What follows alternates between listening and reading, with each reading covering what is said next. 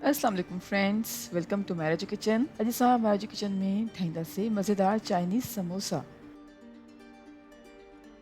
Chinese samosa ठाहिण जे लाइ सभिनि खां पहिरियां हिकु प्याले में असां विधो आहे मैदो तक़रीबन 1.5 कप।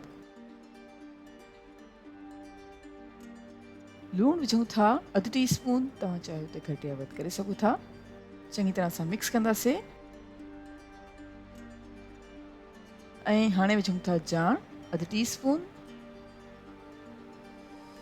तेल विझूं था 2.5 टेबल स्पून ऐं हाणे सभिनी शयुनि खे चङी तरह सां मिक्स कयूं था। सभिनी शयुनि खे चङी तरह सां मिक्स करे छॾियो आहे त हाणे आहिस्ता आहिस्ता पाणी विझंदासीं ऐं पाणी विझी मैदे खे चङी तरह सां ॻोहींदासीं। जी फ्रेंड्स, असां आहिस्ता आहिस्ता पाणी विधो आहे ऐं चङी तरह सां मैदे खे ॻोहे छॾियो आहे ऐं समोसनि जे लाइ सॉफ्ट ऐं स्मूथ अटो ॻोहिजी वियो आहे। हाणे असां मैदे खे खणी हिन जी मदद सां रोल ठाहियो आहे ऐं रोल खे तक़रीबन 10 या 12 पीसिस में कटे छॾींदासीं। छुरी जी मदद सां असां तक़रीबन 10 खां 12 पीसिस ठाहे छॾिया आहिनि ऐं हाणे हिकु पीस खयों आहे ऐं मैदे जो हिकिड़ो नंढो पेड़ो ठाहियो आहे। हाणे असां छणकियो आहे थोरो ख़ुश्क अटो ऐं समोसे जी पटी वरींदासीं।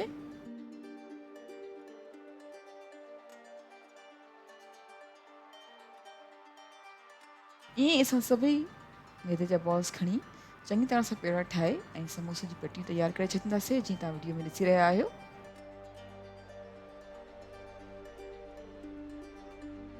जी फ्रेंड्स, हाणे असां खयों आहे कढ़ाई ऐं कढ़ाई में तेल विधो आहे तक़रीबन 2 टेबल स्पून ऐं बग़ैर हॾी जे मुर्गीअ जो गोश्त विधो आहे 1 कप जे बराबरि। ऐं हाणे मुर्गीअ खे तक़रीबन 2 खां 3 मिनट्स जे लाइ विचोली बाहि ते पचाईंदासीं, जेसि ताईं त चिकन जो कलर तब्दील थी वञे। जी फ्रेंड्स, असां चिकन खे तक़रीबन 2 खां 3 मिनट्स जे लाइ विचोली बाहि ते पचायो आहे। चिकन जो कलर तब्दील थी वियो आहे। हाणे विझूं था कारनि मिर्चनि जो पाउडर अधु टीस्पून ऐं थोरी देरि जे लाइ पचाईंदासीं। तक़रीबन 4 खां 5 सेकंड्स जे लाइ पचायो आहे। हाणे विझूं था सिरराचा सॉस 1 टेबल स्पून, सिरको विझूं था अधु टीस्पून, सोया सॉस विझूं था 1 टेबल स्पून ऐं चङी तरह सां मिक्स कयूं था। हाणे असां ढकु ॾिनो आहे ऐं ढकु ॾेई करे तक़रीबन 3 खां 4 मिनट्स जे लाइ हल्की बाहि ते चिकन खे पचाईंदासीं। जी फ्रेंड्स, असां तक़रीबन 3 खां 4 मिनट्स जे लाइ हल्की बाहि ते चिकन खे पचायो आहे। हाणे विझूं था कटियल बसर अधु कप, कटियल शिमला मिर्च आहे 1/4 कप, कटियल गजर आहे 1 कप ऐं हाणे चिकन ऐं सब्जियुनि खे पचाईंदासीं तक़रीबन 4 खां 5 मिनट्स जे लाइ विचोली बाहि ते। जी फ्रेंड्स, असां तक़रीबन 4 खां 5 मिनट्स जे लाइ विचोली बाहि ते चिकन खे पचायो आहे ऐं हाणे समोसनि जो मसालो तयारु थी चुको आहे।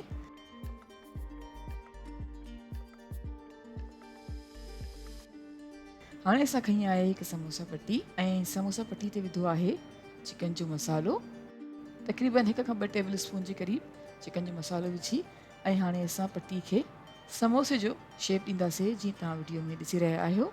जी फ्रेंड्स, मसालो भरण खां पोइ असां समोसो ठाहे छॾियो आहे ऐं किनारनि खे अटे जी लही सां बंदि करे छॾियो आहे ऐं हाणे असां वटि कढ़ाई में तेल पहिरियां खां गरम थी चुको आहे, त हाणे असां फ्राए कंदासीं समोसनि खे जेसि ताईं त समोसा गोल्डन ब्राउन ऐं क्रिस्पी थी वञनि विचोली बाहि ते।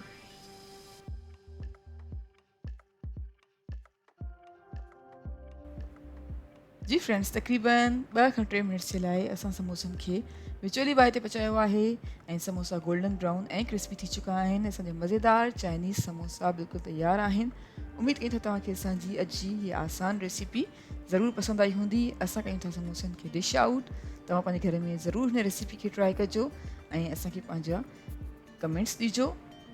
Thank you so much for watching. असांजी वीडियो खे लाइक कजो ऐं असांजे चैनल खे सब्सक्राइब ज़रूरु कयो। तव्हां सां इंशाल्लाह मुलाक़ात थींदी हिकु ॿी वीडियो में। तेसि ताईं अल्लाह हाफ़िज़।